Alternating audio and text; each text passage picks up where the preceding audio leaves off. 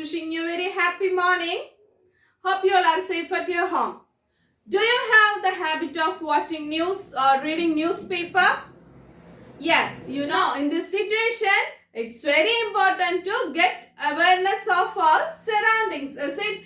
And you can see the daily updates of COVID reports, is it? The daily updates are in a tabular form, is it? Names of districts in one column, the cases reported in numbers in second column. Sometimes you can see the graphical representation also, is it? The bar graphs, you already studied about how to interpret bar graphs. So while comparing the tabular arrangement and the graphic arrangement, which is more easier to understand? Yes, of course, the graph, is it? The length of bar indicates the number. So at a glance, we can easily understand the rate of variation in district wise. Is it, students? So it's very important and relevant to understand how to draw a bar graph. And today we are going to study the bar graph representation.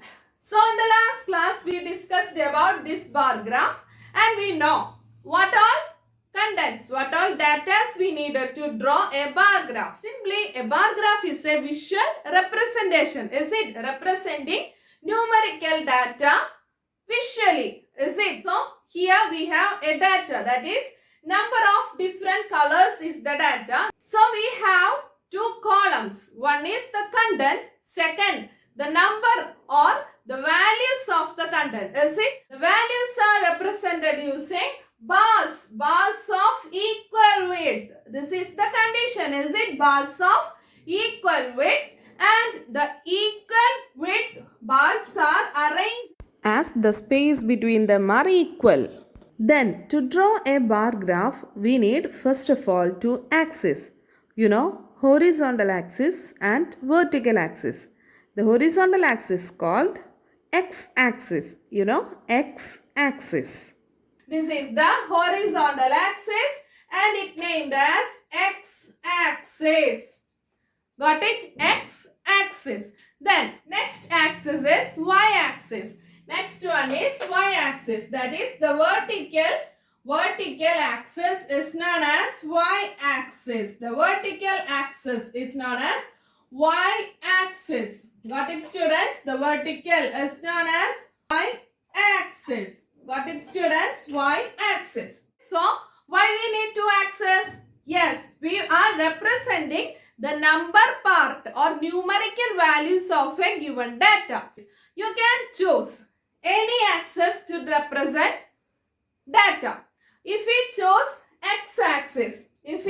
x-axis, we get vertical bar graph. Is it, students? Vertical bar graph.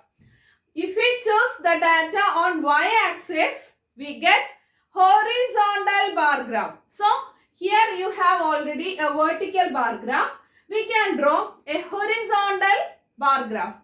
Ready? Here the data is expenditure of Imran's family on various items. Is it? So, you have 5 items and 5 values. Is it, students? For house rent, yes, 3,000 rupees. Then for food, 3,400 rupees. For education, 800 rupees. For electricity, 400 rupees. For transport, 600 rupees. Other expenses are 1,200. So, we want to draw a horizontal bar graph of this data, that is Imran's monthly expenditure. So, first of all, we should choose a scale. Is it? We cannot represent the numerical value as given. We should choose a scale. Here the data is in rupees. Is it? Rupees is the unit. So choose one unit length as this much rupees. Is it, students? So first of all, we should consider the lowest and highest value. Okay, lowest and highest value. From here, we can understand the lowest is for electricity, is it 400, and the highest is for food 3,400. Is it, students? So we can choose one unit length, that is one unit length as 1 unit length as 100 rupees. Our lowest value is 400. Highest is 3400. You know, if we chose 1 unit length 100 rupees, we should draw such a lengthy y-axis. Is it 100 to 1000? 10 units. 1000 to 2000 again 10. That is 34 units should be marked. Is it? It's not at all possible. So, we can choose 200. 200.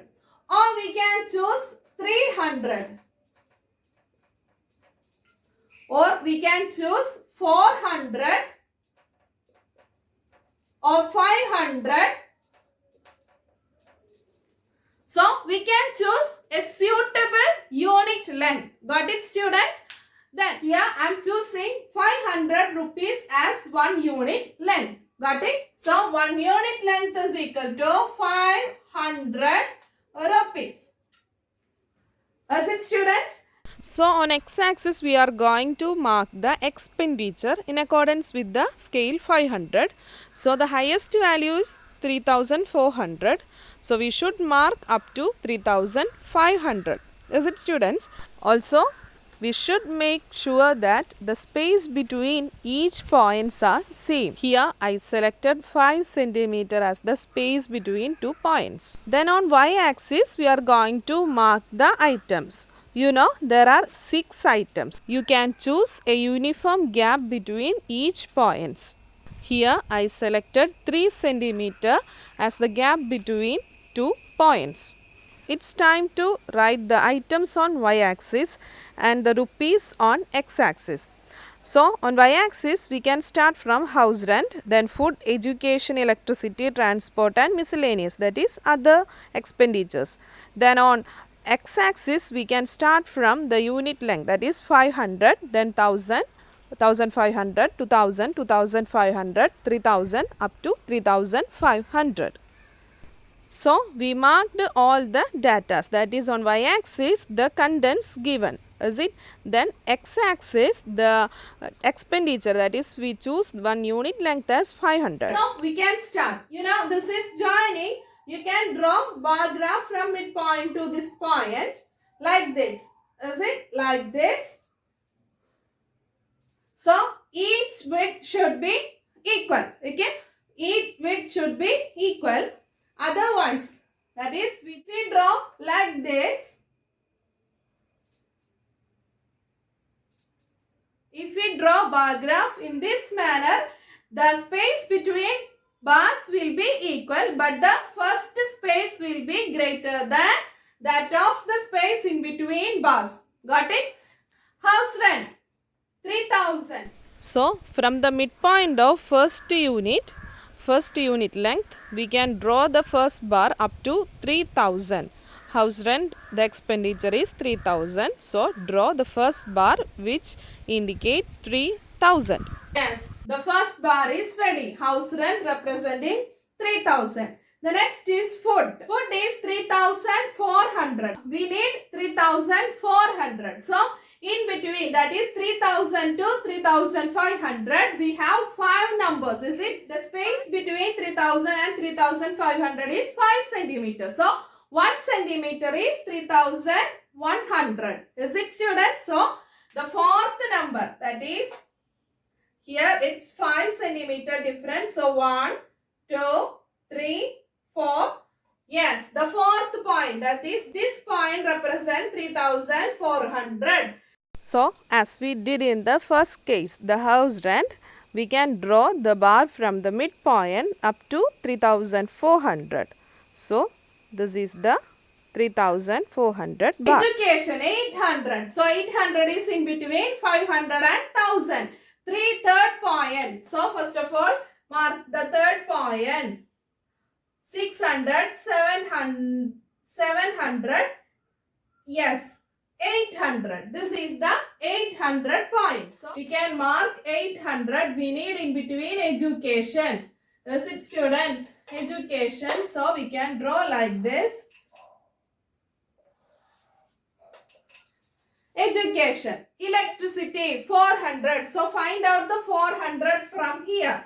That is 1, 200, 300, 400. So first of all, mark the 400.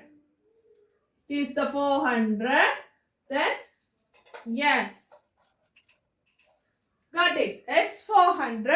Transport 500, 600. So we can mark 600 here.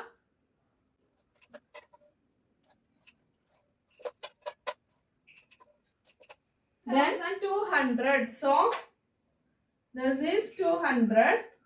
First of all, take 1200.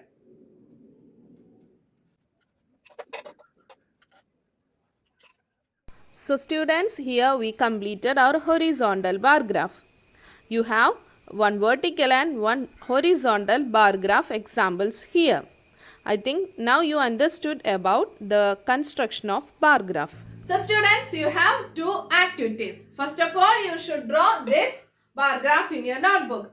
After that, you draw the bar graph by taking one unit length as 200 rupees. Okay, one unit length as 200 rupees.